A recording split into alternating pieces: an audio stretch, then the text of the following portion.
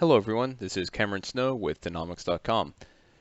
In this video, I'm going to be reviewing how to create a multi-well lithofacies model using our new Flows toolkit. So let's get started. As you can see, I have a CPI file open, and I'm on the Lithofacies modeling tab. And we have two options here. We have a file model and a key well model. And if I choose my key well model, we get our facies curves here, and the only caveat here is that the groups are built solely from the data from the key well. So what this means is if your key well doesn't capture all the facies that are in your project, then obviously those aren't going to be present.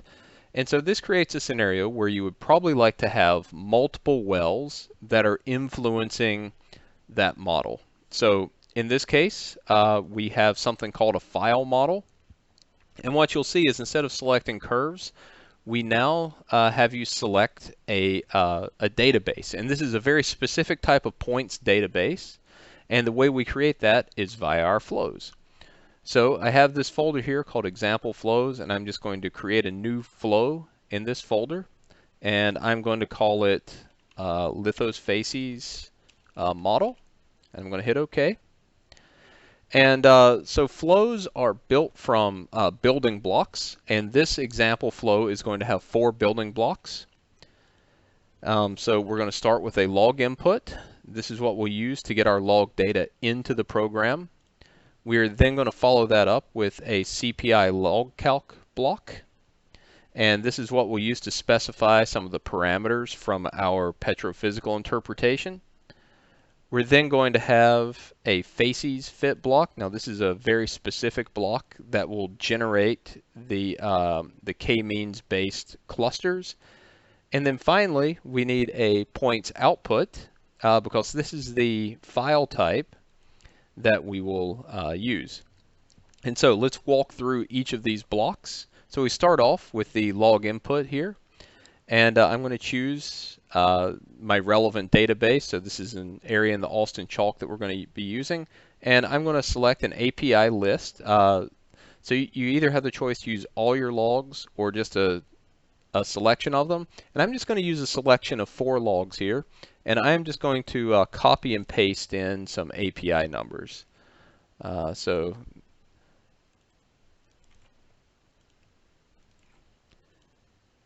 And so you'll notice that you've got a drop-down menu you can choose from, but instead of searching for that correct API, I'm just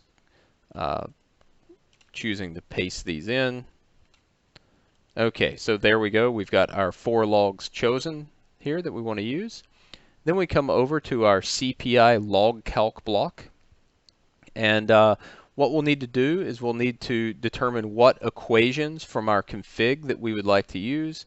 So we're going to choose gamma ray final, inphi final, rho b final, and dt final for this model. Those are just the 4 that I'm choosing to take. Now, these final curves, these may or may not have been normalized. There's already been bad hole repair done, etc.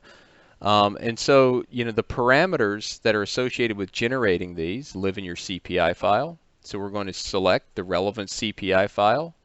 We're also going to select the TOPS database and the well header database. And so once we have those, we're now ready to move on to the next block, which is the facies fit. And here we just need to tell it the curves that we're going to use. And this is the gamma ray final, neutron final, rho b final, and dt final. And just for clarity, these do correspond to the ones we entered in our facies fit here.